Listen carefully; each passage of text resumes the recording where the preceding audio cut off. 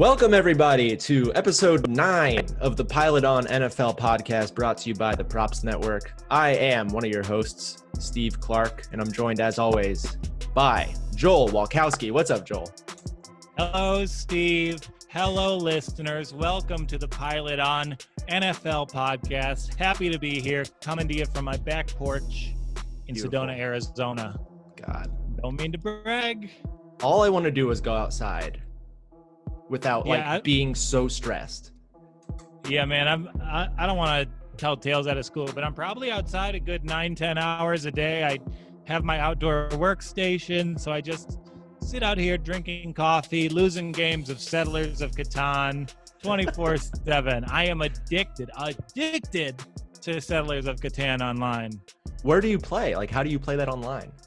Colonist.io. What an infrastructure. And I am in the midst of a tournament with some of my college friends. Took a first round L today. Then in the bounce back game, they colluded against me to stop one of my rare victories. That game rules. I'm going to check that out. Colonist.io. Yeah. If you guys want to sponsor the show, hit us up. Pretty big shout out here from us. Well, I think Catan appeals to people who are just naturally software programmers. So you know there's going to be a great interface to play it online.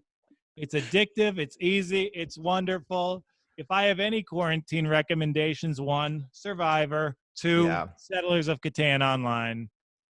Speaking of Survivor, I finished all 40 seasons. It took us 1 year to do. And dude, we finished on Friday night. And today is Wednesday, and today is the first day I've started to feel kind of normal. I've seriously been in a weird depression because in the span of a year, I've watched Boston Rob, Amber, Sandra, all these people grow up before my very eyes. I've seen them evolve as people. In the past year. It's nuts. Tyson is an adult now. When he started, he was an annoying kid. It's so bizarre. Highly recommend if you want to spend the next year doing something, just watch all 40 seasons of Survivor in order. It rules. And this last season, season 40, if you want to skip right to that, there's probably a Pantheon level sports performance given by spoiler. This season's Tony. Amazing work. Yeah. MJ got his last dance documentary. You don't need to watch that. Just watch Tony's seasons on Survivor. Cagayan, season 40. Mwah. It is incredible. Both of his wins have been he played near perfect games. Yeah, just wire to wire, was in control of things the entire time. So if you are missing sports dominance, if you're like, man, I want to see Pat Mahomes, you can, and it's available on Hulu for $9.95 a month with some ads, but you might want to go for the non-ad version. If you want, I have CBS All Access, which is $10 a month, no ads. So now you can get rid of it because there's nothing else to watch on CBS. I just unsubscribed yesterday. Although we are trying The Amazing Race now, which is, it's not the same.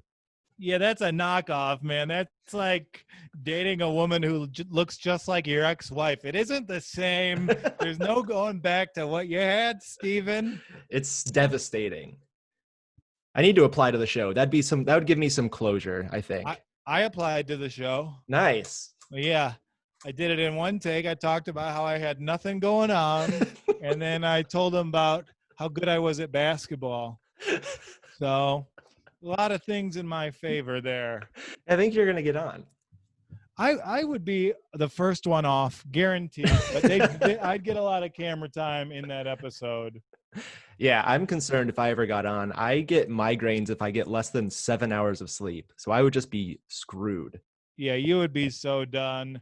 I would be just harassing the production crew for a week constantly, and they'd get rid of me. What can you do? Yeah. But that's it for Survivor for me. Sad. That is it for Survivor. All media is terrible.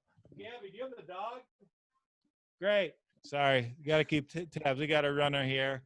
I wanted the Lions to take Tua. I changed my Facebook picture to Tua for a day in February. And now every targeted ad I get is for Tua Miami Dolphins gear.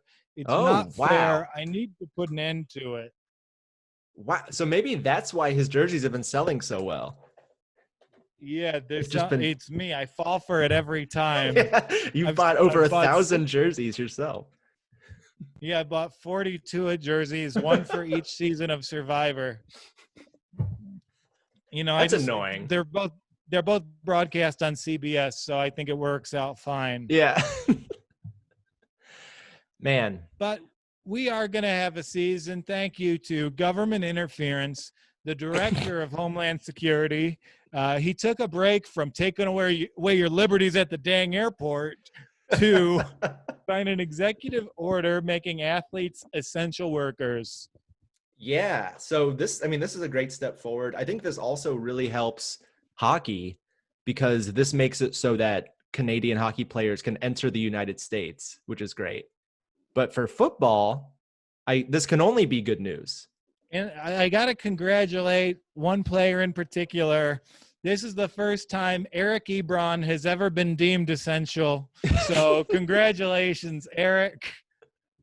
Another big, huge piece of news. This is the biggest news all week. The Jets got their guy. They signed quarterback Joe Flacco to a 1-year deal.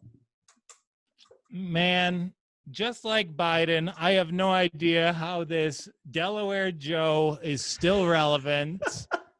I can't believe Joe Flacco being signed is a story, but I hope he has a good time in New York. Oh yeah, he's gonna tear that city up. I think he's having neck surgery right now. Yeah, you always want to have a backup quarterback with neck surgery. It's not as though being in the hotbed of infectious disease and having a quarterback with a great immune system could ever come back and haunt two seasons in a row for the Jets. Yeah. Speaking of New York quarterbacks, Eli Manning finally joined Twitter this last week, and we can raise our flags from half mast. And he immediately one of the first things he started doing was tweeting Frank's Red Hot ads. And I swear to God, you can tell just from looking at Eli that his favorite hot sauce is Frank's. Yeah, it's pretty good. No way. If you look like a Sears model, just like Steve and Eli Manning both do, you're going to prefer Frank's Red Hot. I'm a Cholula man myself, and that's why I'll be taking my fiance Gabrielle Garcia's name in the marriage. Because Eli, I don't understand why he can't just enjoy something. Why does he have to make it into a money-making scheme? I mean, he probably didn't go on Twitter until Frank's Red Hot offered him a ton of money to go on. Definitely what happened. Targeted time. Yes. That thing, the match between Phil Mickelson, Brady, Woods, and Manning drew crazy numbers, 5.8 million viewers, which is, I think, more than this podcast gets. A little bit. Slightly. Yeah. But people loved it. I didn't watch any of it. Did you watch it? I'm still adjusting to West Coast time. It was on a kind of a funny window. And the weather was so bad back east, I was told right before it started that it was going to be delayed by rain. It did look like it was going to be, yeah. Yeah, so I went out, I bought some records and, put on some Bruce live. But I'm sure everyone enjoyed their strokes. Joel's power just went out, so he's on his phone now. If it looks any different. I'll hold up the mic so you guys can adjust. Yeah, there we go. I want to bring up something very important to me, and that is that future Hall of Famer Aaron Donald's birthday was on Sunday. So happy birthday, Aaron Donald.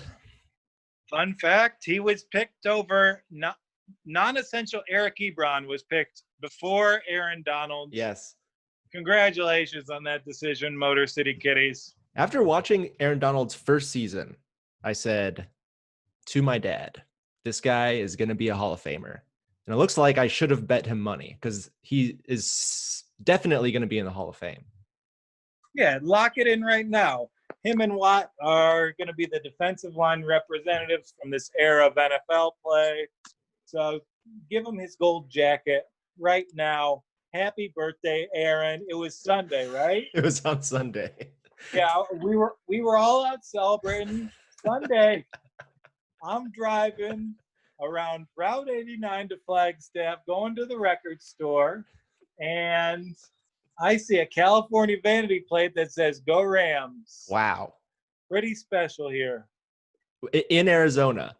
in Arizona. That's where the Rams fans are, on the back of a Jeep, I believe. And that's how you know sports are slow. Not only did I report about this license plate incident, I put it in our outline. And I was like, Steve, I don't know if we should talk about the license plate. He's like, nah, it's in the outline. You should do it. It's pretty cool. I want to go Rams license plate. Yeah, my biggest regret, my mom's name is Colette, and she was going to get a vanity plate for her name shortened, and she was going to get one that said Clit. And I explained why she shouldn't, and she didn't get it. She went with the vanity plate Zesty One. No way. Yeah. Because if you ask her, she is the Zesty One. I think Clit is better. Clip might be better than Zesty One. It's certainly less embarrassing than Zesty One. That's for damn sure. Here's some Lions news. Jamal Agnew is transitioning to wide receiver. Yeah, and if you're unfamiliar with Jamal Agnew, he's a great special teams player, all-pro returner, and the worst cornerback in the NFL. Like he's pretty bad. Like you might be better off with 10 guys than Jamal. But yeah, I think this is significant because this is the latest in a player's career. I think they've switched positions. Oh, interesting. Maybe Terrell Pryor was maybe 2 years at quarterback. This is going into his 4th season. So that's a big change to have. Yeah. I mean, he's going to get cut for sure now. Well, you guys have a pretty deep wide receiver core already. Yeah, we have Amendola, Marvin Jones, Kenny Galladay. We added Geronimo Allison, Quintez Cephas, and this guy Marvin Hall, who played garbage time for us last season. He gets a 40-yard completion every game. Yeah. So he'll probably be, if he makes a roster, he'll be a gadget option. But I just thought it was kind of significant in NFL history. And if I'm putting vanity plates in the outline, I might as well put the position play change. This is another huge bit of NFL news. Tom Brady is getting his own 9-part documentary on ESPN, just like The Last Dance. Congratulations, Tom. So in the spirit of The Last Dance, what's a lie you think Tom Brady will tell in the documentary? Oh, I think he'll lie about which of his sons is a better kisser. Absolutely. I think he'll lie about not having surgery to put a dimple in his chin. That thing is fake, and we know it. Yeah, I think he will lie about not having a blood boy. I think he has an 18-year-old like Swedish boy that he transfuses blood into himself from to stay so youthful. Yeah, the Deflategate scandal, they just let the NFL have it so they wouldn't find the blood boy. Yeah. That will be revealed in the documentary. So excited for that. Wow. 9 parts. 9 parts on Tom Brady. Can't wait. I don't even think he'll be retired by then, so they'll have to make more after the fact. Yeah. People were Jones and people didn't have Michael Jordan in their lives. Who does Tom Brady think he is? There have been a lot of new uniforms unveiled this offseason, some good and some very bad. The Rams unveiled their new jerseys last week, and Eric Dickerson came out and described the uniforms as they look like 2 bananas, is what he said exactly. So, joining us now to give his take on the other uniforms in the NFL, please welcome Eric Dickerson. Hey, Eric, how you doing? Hey, Ram Ambassador himself. Thanks so much for being on the show. Yeah, thank you. I appreciate you. You're one of my favorite players of all time. Hey, I appreciate it. You're one of my favorite persons of all time. Wow. That's huge to hear. So what have you been up to this quarantine? just running around my house, trying to relive my glory days. Oh yeah. It's so much. You're watching. I'm watching old clips of me when I was a Colt, and just thinking, man, they sucked, and just trying to learn a new language too. So Oh, Joel what's just that, entered sir? back into the chat. Joel, I got Eric Dickerson on here. You have Hey, Eric, the 2,000-yard man. I got the 2,000 hey, yard man, Eric Dickerson, hey, on no the big podcast. deal. It's just a regular day. I can run for 200 yards right now if you wanted to. I heard you were headed to Fashion Week this year. Congrats on that. Thank you. People finally understood that I was more than just glasses and my legs. So I have a good torso for fashion. Yeah, and people, you made the biggest fashion choices on the gridiron. Who else rocked goggles? You're the Lou Alcindor of the sport. A big fan of Luau. So just to be in the same name as him, it's just great. I got poked in the eye when I was a kid twice. So I was like, I can't That's why you wear the have goggles. that. So you have 20/20 Mhm. perfect vision, but you don't want to get poked in the eye? Can't have it. Okay. What are you gonna do? You're Trauma. gonna. I You're get that, welcome. Eric. Can we show you some of the new NFL uniforms and get your reviews on them? Oh, yeah. Let's go. Yeah. All right. I'm going to share my screen here so you can take Oh, a that's look. fancy. All right. Oh boy. So these are the Rams Oh uniforms boy. you described as looking like two bananas. Two bananas. And they're right. Like some of those Dole bananas that you can get for really cheap. Yes. That's not the Rams I remember. No. I agree. I long for the days of the navy blue and the gold. Mm, the golden times. I used to sleep with the jersey, like a little baby. How did? I don't mean to be disrespectful, but wouldn't your uniforms have also looked like two bananas? Whoa, now, son. Whoa. They were horns, okay? The They horn they is the were. banana. If you touched it, if you touched the horn, you would puncture blood out of your skin. That's Wow. how our jerseys were. Okay, they Wow. were real. Wow. That's why we Sounds like won. some We really killed sharp people. graphic design. Mhm. Well, what do you think of these uniforms? Yeah, so that let me we- show you. The Bucks released new uniforms a couple weeks ago. Mhm. Kind of a blurry image, but you get the idea. Oh, boy. That was just like a weird velvet tamarind. You ever heard of a velvet tamarind? It's a native of the Southeast Asia elderberries. That looks like some velvet tamarinds. You should get some. I got one of the trees in my bag. I can send you one. You just got to give me your post office and I'll send you one. They're pretty good. Tart. I'll give you my address. I would love to get a tamarind for you. Conjure Okay. the buck. So these look like velvet tamarind. We had some more new uniforms. Yeah, the Mhm. Browns released some new uniforms as well. Here's the Browns uniform. Mm-hmm. Yeah, that's I played with the Browns. I played against them when in the playoffs a lot, and I always thought just a bunch of Colombian coffee beans. Just a bunch of Colombia coffee beans from the native of I think it's the South America. Yeah, I would guess Colombia, actually. Okay. Hey, I'm a football player. I just learned about tamarins a couple of weeks ago, so I'm just happy. I'm learning things in this Yeah, quarantine. it does seem like you just learned about a lot of foods, and that's why you're comparing a lot of these jerseys to different fruits and stuff. Have you been taking a in class in quarantine, you gotta quarantine? cook. Oh, I see. You've been cooking more. Okay. Cooking more, and taking an online class with what's her name, Martha Stewart. She's a nice white lady. All right, we got another jersey for you here. The Okay. Chargers released new uniforms. Here's what they look like. That can't look like a food. It's blue and yellow. Foods are blue and yellow. When you try to peel a mandarin orange in a spiral, I think that's it. Yeah. Mhm. Oh, okay. I feel like I'm interviewing Trader Joe right now. You're saying that these That's jerseys a look good like guy. when you peel an orange?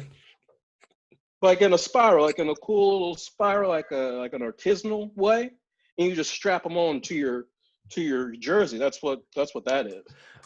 Okay. That's not even fun. Yeah, That's not it. Yeah. yeah. What are they doing? Everyone. Eric's right. I mean, you look at this. This look obviously you make the connection to when you hold up a mandarin orange peel and look at it from the side. It's Mm-hmm. clearly right there. I think Eric's right on this one. Yeah, I guess. Yeah. Yeah, I guess. And I think mandarin orange are native of the Southeast Asia as well. So All these fruits are from Southeast Asia. hey, they got good fruits out there, man. All right, let's take a look at the Falcons' new jerseys. Mm. Okay. All right. But it's like, see, the thing is like, you ever have like a good Southern blackberry, you know? No. It's just like a smoothie. This looks like a smoothie. You This got some does not look blackberries like and you a got some smoothie. strawberries. And like you put it all together. Like my man here, like I think he's got the 87.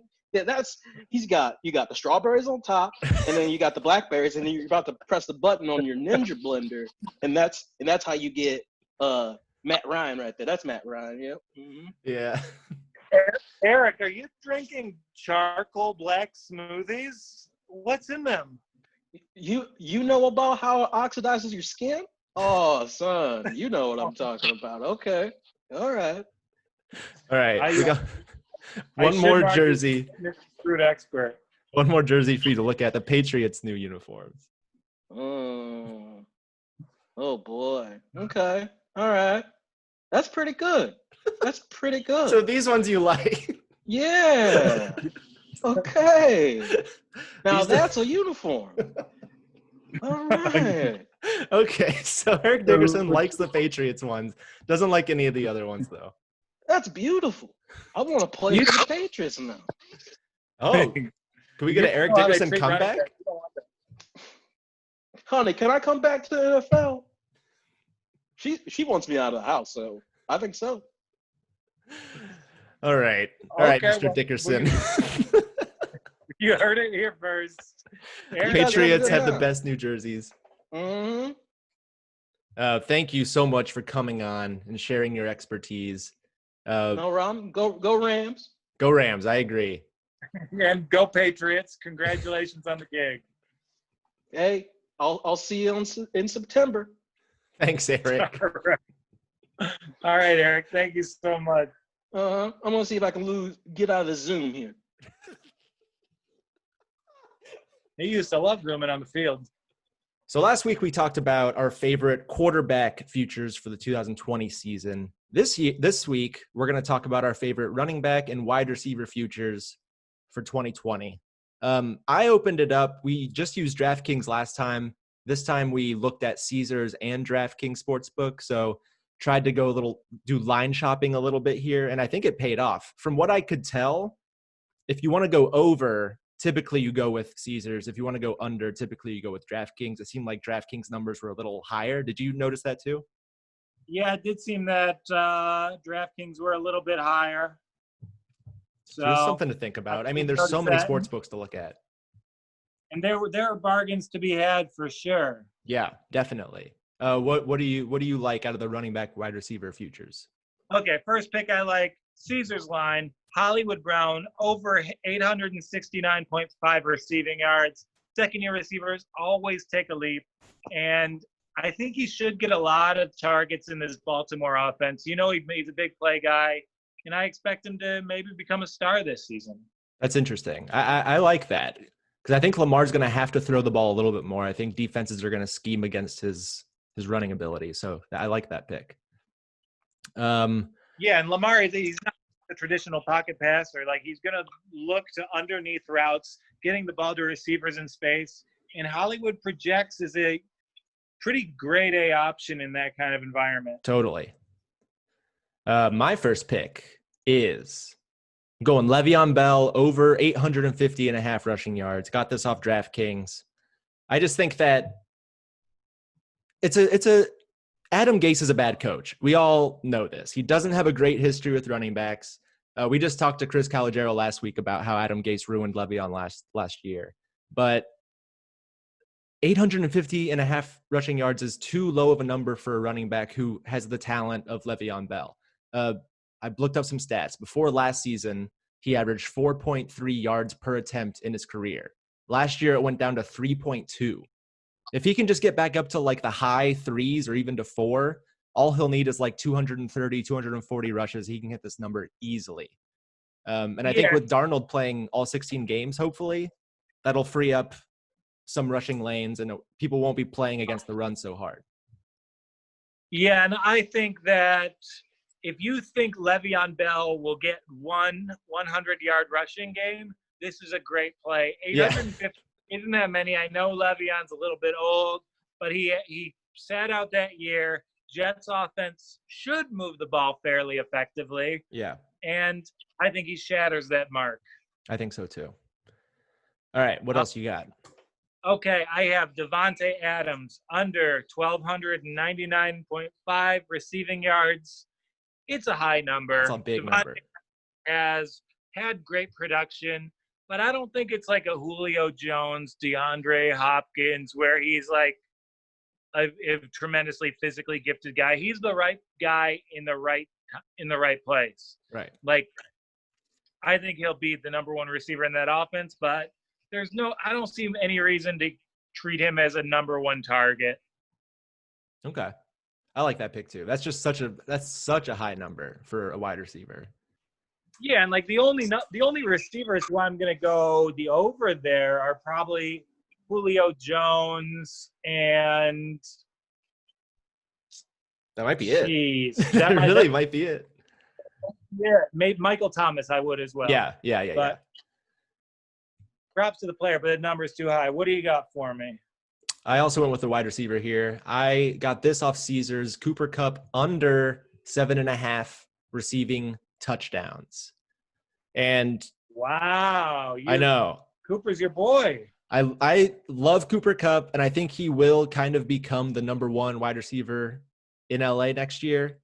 But something that I noticed watching all the games last year is that the last month of the season, the last 5 games, he was not getting targeted as much. The Rams moved to more of a 2 tight end set. They fell in love with Tyler Higbee and Gerald Everett for whatever reason.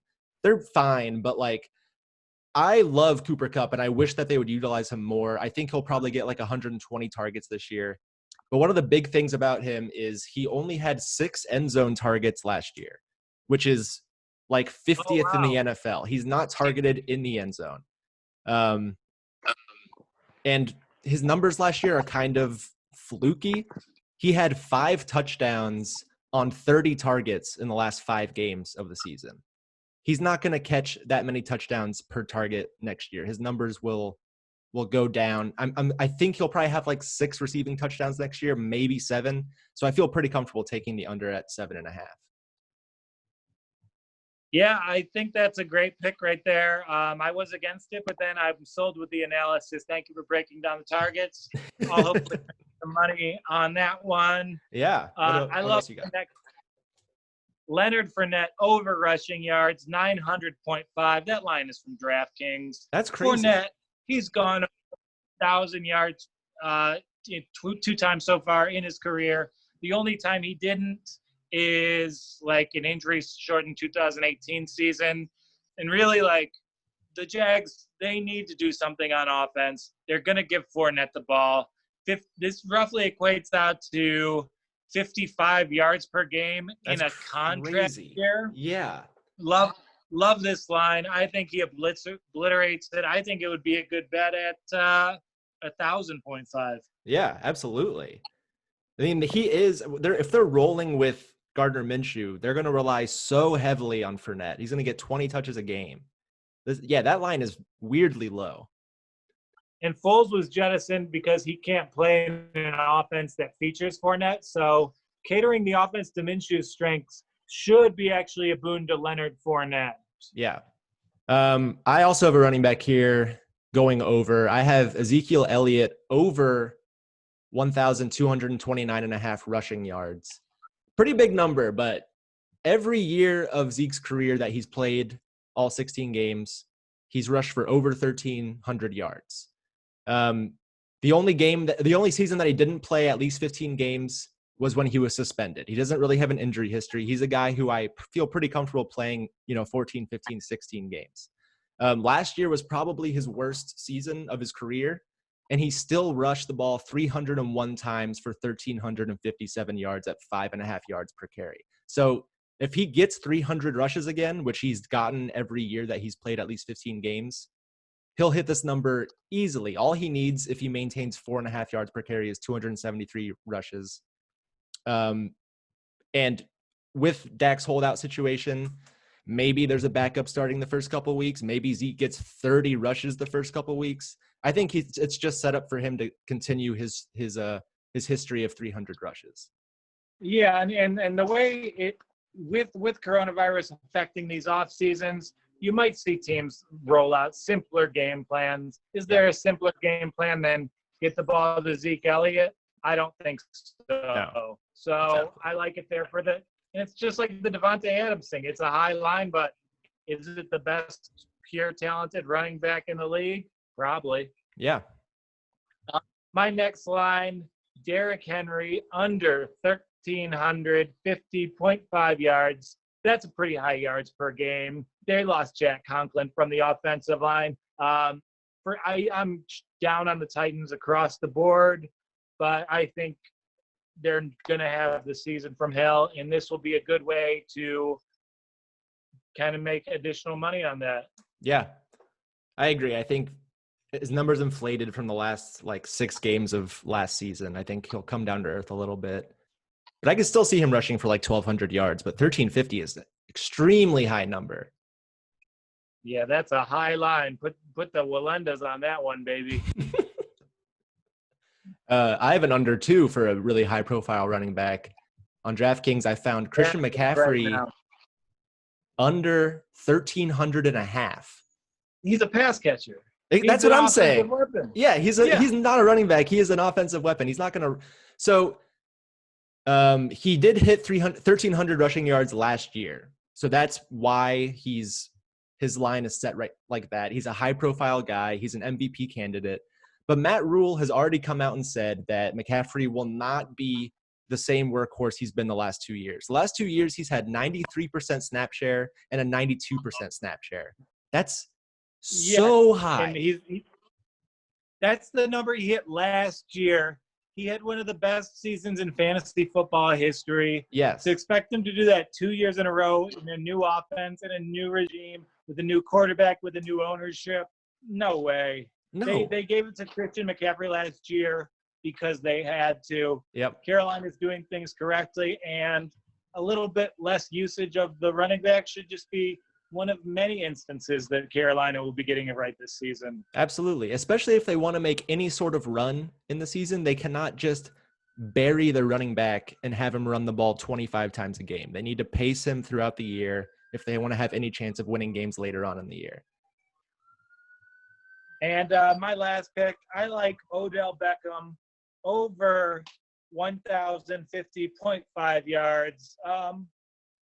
This is the Devontae Adams corollary. I think the Browns offense will be effective. I think Odell is very physically gifted, and it's not in a super high threshold for a top 5 gifted receiver to hit. Interesting.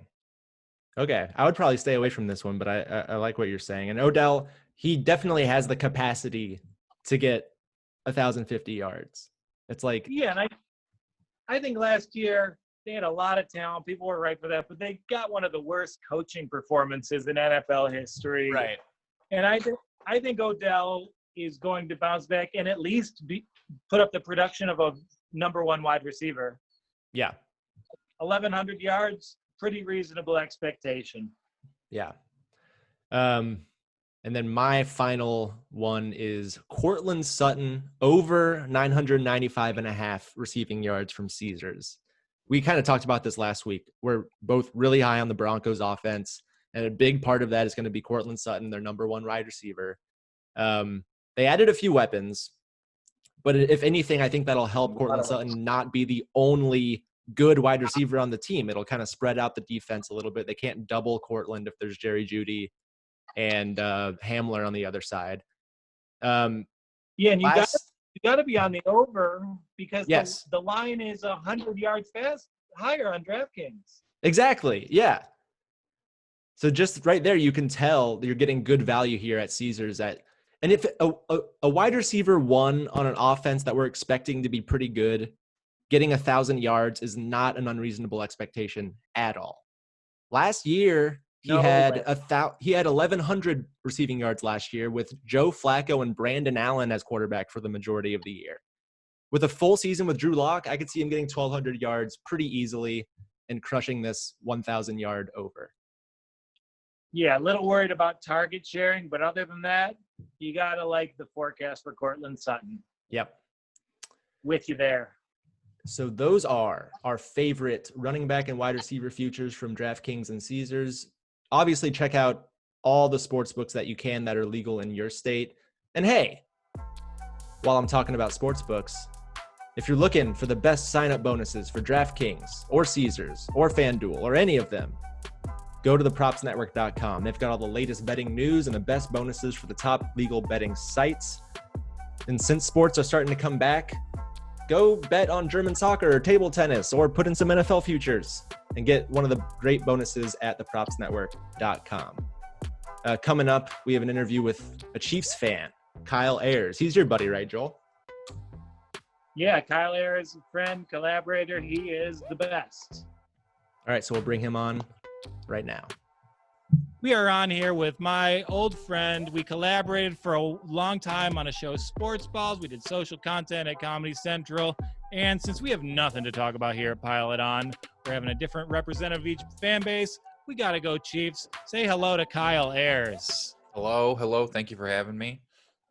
Here I am to talk about Sporting Kansas City's MLS rise and fall. Yeah, is it scarf weather in Kansas City? The topics we all want to discuss. Oh, if there's one thing Sporting Kansas City can be remembered for, it's the fact that their field was named Live Strong Park until one day a report came out, and 3 hours later it was Children's Mercy Event Center. I thought it became the Sheryl Crow Center for Sporting Excellence in the divorce. It was one ball, no hands infrastructure. Yeah, isn't he denying coronavirus right now, Lance Armstrong? He's always in the news for the wrong reasons. I know. There was just a 30 for 30 about him, isn't there? It's not even that. It's like a 4-hour thing. They're trying to piggyback off of The Last Dance with The Longest Ride. I don't think that's what it's called, but... Yeah, no, I do think Lance should go the Kurt Schilling route, become as controversial as possible, because those alt-right guys, they will forgive anything he's ever done. Yeah, they will like it. Oh, you dumped a woman? Great. Hero. She stole country music. It's all right. Well, congratulations on the Super Bowl. Are you still riding that high at all, even though life is terrible? Oh yeah, I mean if one thing has been a benefit of this, it's that I have more time to watch highlights I've already seen. There's this bizarre sports phenomenon where I know they win the game, but if I watch highlights of the Super Bowl, I still get upset for most of it, and I panic, and I'm like, they're going to lose this one. That'd be the Chiefs' thing ever, to lose a highlight they won the real version of. And as a Lions guy, I always think, like, man, if the Lions ever win the Super Bowl, the world will end. Your Chiefs won the Super Bowl, and the world ended. Yeah. Oh, it's so funny. I remember when they won, and then these reports came out that they helped stop the spread of COVID, because if San Francisco had won, there would have been a parade and everyone would have got sick. But since no one in Kansas City ever goes anywhere else, the virus took a long time to get there. Yeah, wasn't there by the rally. Pat Mahomes was a hero, and then he became an actual hero. So thank you for saving all those San Franciscan lives, Patty. Oh, and Travis Kelce did a similar thing. He helped save lives in San Francisco, and then he just went to Lake of the Ozarks and spread the COVID virus more. Oh, is he there? He took pictures like a week before was a few days ago, Memorial Day weekend, that crazy thing came out where he was there the week before. People were posting, look, I ran into Travis Kelce at the Horny Frog or whatever. And I was like, oh, God damn. It's okay. Like, he wants to soak it up. It's no fun being a Super Bowl hero if you're not, the bars aren't open to get a free drink, if you can't sit in a pool with 400 of your closest friends. So Stuff was so bleak in Kansas City for so long. They won the wild card baseball game, and Eric Hosmer paid for every drink in Kansas City for 5 days. That's how few playoff victories we had. He said everything at Power and Light is free until the next game. They won the play-in game, not even this is the playoffs. But that was it paid off. That was the year they had that miraculous one. They went from the play-in game to the World Series. They won. Yeah. They won it in New York, right? You went to that game, right? That was it. So that was two different. In 2014, they won the playoff game against the A's, which was like the second year they tried that wild card playoff, and people were like, "Is this going to be good?" And then they came back down 7-2 in the 8th inning and won in 13 innings, and everyone's like, "Ah, the wild card is amazing." Yeah. And then they won every game to the World Series and then lost to Madison Bumgarner and literally no one else. And then the next year was sort of like the next year they ended up winning the World Series. I was at that game in New York. It was very fun. I met Marlins man. He passed out on a train. We really all lived the dream. Marlins man doesn't have Uber money? No, I don't think you make – I'm sure he does, but I don't know how much money you make having people take pictures of you as though you can't notice. Yeah, I heard he does have like a good side income. He'll do a cameo, but he just hangs out in the background. He's in the background of Buster Posey's cameos, just like when he was on TV. But so what did you do for the Super Bowl this year? Like, did you go down there? How did you watch it? I was on tour, which is a thing you used to do when you could go outside, and basically you travel place to place and quarantine yourself with 100 people in various cities is the easiest way I can describe tour to people who are under 2 months old who listen to this. And I was actually in Alabama and watched at some weird sort of mansion that the band I was on tour with knew someone at. And we had a little area we were watching. At some point, this is like an Alabama football fan. And so, it's weird meeting the people who only like college sports. It's very suspicious to me that you quit liking it once they're not boys.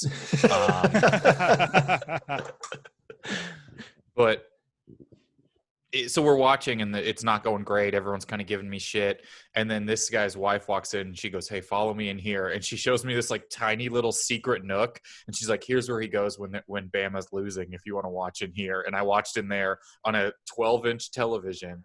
And they started to come back, and I refused to leave the room because it was a good luck thing. And then I watched them in the Super Bowl on a TV smaller than basically on the plasma screen Michael Scott owns. That's what I watched the Chiefs win the Super Bowl on. Wow, the comeback nook, that's the stuff of legend. Yeah, and then, I couldn't move. I was just screaming. People started to come in and try and watch with me. I forced them out. Good. And so I just kind of watched alone. Once – it's crazy how superstitious you get the second anything goes your way and how dumb superstition is as long as it's not working. Yeah. Yeah. So you went to the World Series in person. Is it comparable to watch the Chiefs win a Super Bowl? Does it feel as good even though you were just watching a 12-inch television? I was still probably happier about the Chiefs. I don't know. I always really liked the Royals. It's just not and Kansas City was so starved of anything that winning to me, my hierarchy still is probably Chiefs win Super Bowl, Royals win play-in game. Wow. Because it had been 30 years. It'd been 30 years since they'd even been in the playoffs.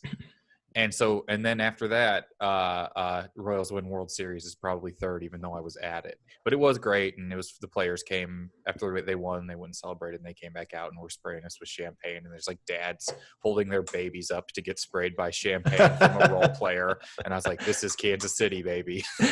Were you on tour the entire Chiefs playoff run? So all those comebacks, were you on tour for that? No, I actually left in between. I basically left 2 days after the AFC Championship game. Okay. So what did you do for those games? Because those were crazy intense. I couldn't Those imagine were being really a Chiefs wild. fan. Well, I watched those ones at home and tempered some friendships. Yep. I had some Chiefs fan friends over, and 2 minutes into the Houston one, we were like, "This is what happens with Kansas City. We just lose when it matters." It's it's like the narrative that Kansas City Yep. had forever. They lose these games. This is what happens, and then they're down 24-0, and Houston ran that fake punt from their own 30. Yeah. And Daniel Sorensen stopped him. Dirty Dan gets the tackle. And I just went out loud. I go, we're going to win. For some reason, because it was 24-0 off of like blocked punts and dropped passes. And it wasn't like the Chiefs did anything like we're getting destroyed. It was just a couple fluky touchdowns. Right. And once they tackled, I'm like, oh shit, we're actually going to win. I don't know why. And then it was 28-24 at halftime. Yeah. Yeah, they were up in about 10 minutes. It was wonderful. And like they had all these big comebacks in their postseason run. I had a big Chiefs investment. I've been rooting for the Chiefs since knowing you and going to Mahomes' first start. Yeah. So I wasn't stressed at all during that Super Bowl. I was just like, this is what they do. They're just better than everyone. When it was 20-10 and they got that interception and all of the 49ers defensive players ran down and posed, that is when I knew we were going to win. For whatever reason, I was like, this is going to be a meme. That's so crazy that it's like in my head that hard, but they were all celebrating in there. And I was like, oh, no one wins doing this. Right. No one wins celebrating with 9.5 minutes left against the team that scored 28 points in a quarter 5 times in a season. Yeah. Yeah, we're in the biggest stage. Things are going our way. It's best to rub Pat Mahomes' nose in it. He hasn't come back on a team since last time it was an option. But he Literally had less every time week. then. And I love the relationship between Kansas City and the Chiefs. Like, I went to Mahomes' first home start, and I was struck by just the fans. They stood the entire game. In a lot of ways, I think the Chiefs fan base is how the Packers fan base is advertised. What's it like to be part of such like a wonderful family? Well, it's really, really wild because even when there was a brief, even in the downest of the down years, and I think that the worst year in the history of the franchise was 2012. Yep. And they were terrible, but also, off the field, I call them near the field issues, but that's kind of a mean thing to say. Yeah, drive up to the field issues. Right. Off the field and then driving in to try and get into the field, but locked out of the field issues. Even then, the fans were still showing up. It wasn't like insanity like a college football game. But they're mostly showing up to fly helicopters over to say fire Scott Pioli. But they've kind of always been around. They don't have to be good for everyone to love it. They just have to have players that they like or that they can. It's just, they're very rabid given anything at all. I kind of equate them to being like an LSU type of fan base where I think that LSU, I think, is just as good a fan base as anyone in college football, but they don't have the entitlement that an Alabama fan base has, or a Michigan fan base that just is like, we have a large stadium. And I was like, you have nothing to hang up at it. Yeah. So I don't know. Yeah, it's fun, and it's always been. It's just been a weird thing to be on a successful team that people are also rooting for. Right. And it's the only successful team where it's welcoming, where you can get like brought into the fold very easily. Like, no NFL players transcend like the kind of form like Mahomes does. So you're going to have a lot of little kids jumping on the Chiefs bandwagon. Are you ready to be the cool team? Look, you had me at a lot of little kids. This is the weirdest thing that I would say about all this. The weirdest thing I'd say about all this is Mahomes is the first time any Kansas City sport has had the coolest athlete. Yeah. And they, the Royals were good and won the World Series and made the World Series back-to-back years, which never happens in baseball. Right. Unless you're the Dodgers losing every year. It never happens. But they didn't have the coolest player in any of the series. Right. You know what I mean? They didn't have Syndergaard or Puig or one of these. And Kansas City's never, even when they were a great baseball team before, George Brett was never the coolest player unless you love to shit your pants. And the Chiefs, all those good Chiefs teams they had. Priest Holmes was pretty cool. Jamal Charles was pretty cool, but he was never the one of the player that was selling jerseys in Texas or selling jerseys. You know what I mean? This is the first time they've ever had a Steph Curry or someone like that, and it's really, really weird for Mahomes to be like the casual thing tossed into a Twitter reply about the NFL or something like that. Yeah. Yeah, but in Kansas City, I know Mahomes is this like preternaturally talented athlete. Like, I've been there a few times. It kind of feels like Andy Reid is still the most beloved guy in town. Yeah, I mean, well, the only thing that people love more than a winner is a winner who eats a lot of barbecue. And they do really love. It's just such a like familial thing in Kansas City that they really he kind of fixed it all, and really immediately they were 2-14, and then the next year they won 8 straight games to start the season. They were 2-14 with 6 Pro Bowlers, which was insane. And that means there's dysfunction. Yeah. An obese coach will always be beloved in the Midwest. Right. We've seen it with Eric Mangini in Kansas already. We're seeing Troy with Matt Patricia. Yeah, the only problem with the thing that was Eric Mangini's undoing was you can't win the Orange Bowl while looking like one. That was what that was the downfall. Had you won any other bowl, I'm so glad it didn't happen. My friends and I in college, we thought Eric Mangini was so funny. I wanted to get a little tattoo of him right on my body, and the tattooed artist was like, I can't do that. There's no way to do this little with detail. Yeah, you're gonna look like the owl in the Tootsie Pop commercials. And I would have to explain, like, Eric Mangini, he was someone we fat shamed a lot in 2006. I just thought I would immortalize that on my body. It would be the good move. I knew how society was going to evolve and grow. Yeah, I do think you're right, though. I mean, Kansas City will always value the dad over the kid, if that makes sense. Yeah. Although Mahomes is already, not a hyperbole, the most important athlete in the history of the city.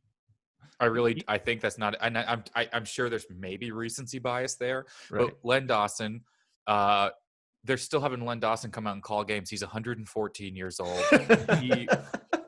He lost Super Bowl I. He smoked cigarettes at halftime of Super Bowl I. That's how old he is. And George Brett is, everyone's starting to figure out he's an asshole. Yeah. Yeah, you can maybe go Satchel Paige, but that's the only one who would come to mind at all. The problem is the problem with universally being beloved in Kansas City and being Satchel Paige is a lot of the city is racist. So a lot of the city doesn't say leagues when talking about where he played. But certain guys who's beloved in Kansas City that we wouldn't expect from Tom Watson.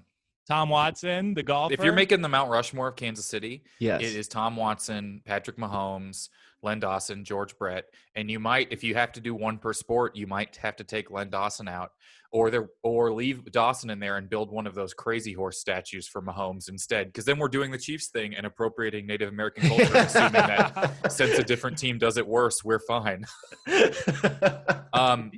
But Satchel Paige would be right there. He would be right there because Kansas City really no old Kings players. They didn't really have anyone that was like.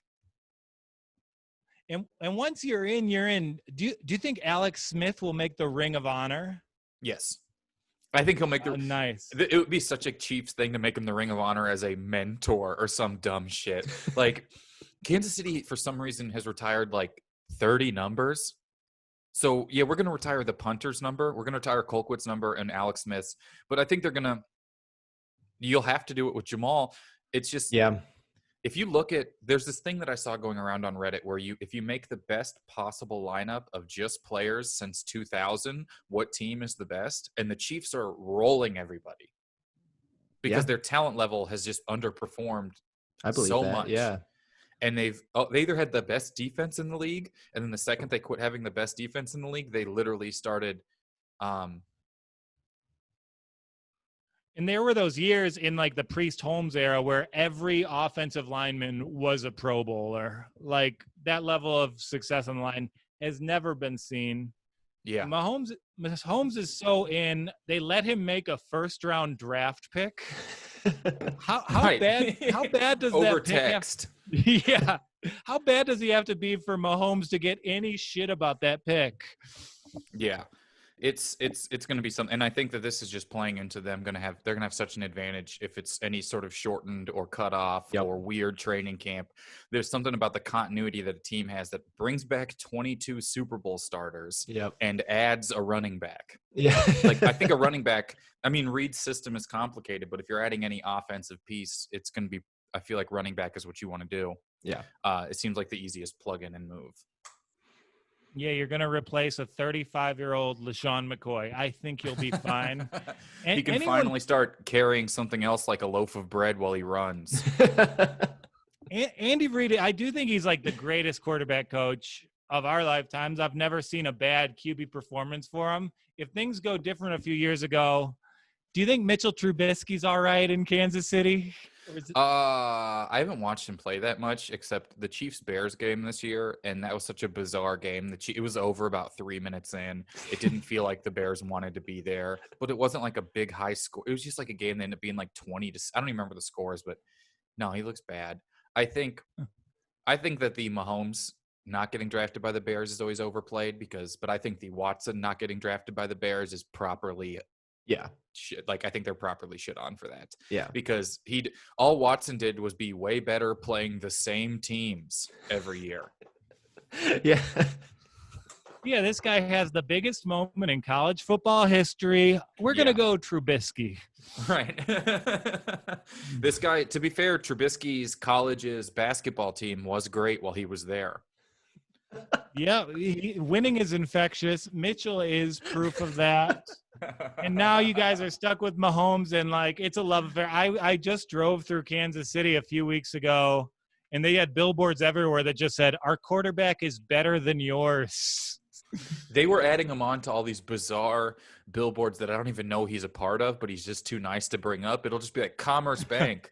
Patrick Mahomes probably has a debit card. And then it's just like a stock photo of him holding up a sack of groceries. The highest regional ad rates in the country. It's really crazy. And then, I have a Commerce Bank account, and I'm not even near one, but it's a good billboard.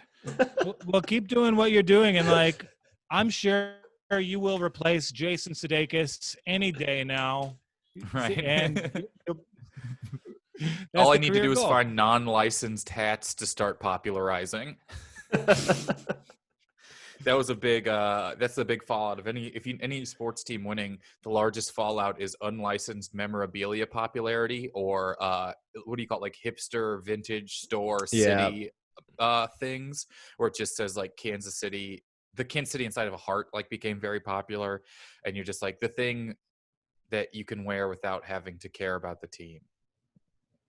I wish I was the first person to just start selling regional merchandise. It seems like the past 5 years it's had a really, really big boom of people just wearing shirts that say like, I am Cleveland boy or something. Yeah, Detroit versus everyone. Kansas City's got that heart. Every city has their version of that T-shirt and an old slaughterhouse that's been turned into a shopping center. Yeah. Well, you see, if what you do is you choose the sauerkraut you want to put on your sausage when you sit next to this brick wall in our eatery. Do you want a nosh bite from our food court? That's a fun part about going and doing stand-up in city to city. Every downtown closes at 5 p.m., but if you can get into the food courts in Houston early enough, you can get a sandwich from some large building. Yeah, who knew Chelsea Market was in 32 cities across the country? Yeah, right. And the only one I really love is the one in Philly. Oh, Philly. Atlanta's got a really good one. It's got like a kind of Kansas City-esque walking trail going up to it. So good times next time you're doing the now defunct Star Bar. Oh, yeah, it is nice over by Star Bar. Oh, too soon. Well, thank you for coming on, shooting the shit. Congrats on the Super Bowl and for going on tour beforehand. That's the way to roll into a quarantine. Yep. Oh, I mean, the good thing to know is I definitely for sure had coronavirus and came back with it after traveling for a while. So I'm sorry to everybody about that. I got super sick the day I got back from tour. Holy crap. My bad to literally everybody. You're kind of like the anti-Patrick Mahomes. Thank you. I guess. Cool. Well, do you have anything coming out you want to plug, or? No, if you just people listen, just follow me and my name, Kyle Ayers, wherever, and that's kind of where you can see stuff. Cool. Sweet. Thanks for coming on. Be well, Kyle. Of course. Thanks, Kyle. Guys. All right, everybody. Thank you so much for listening to episode 9 of the Pilot on NFL podcast. Joel, you are sideways.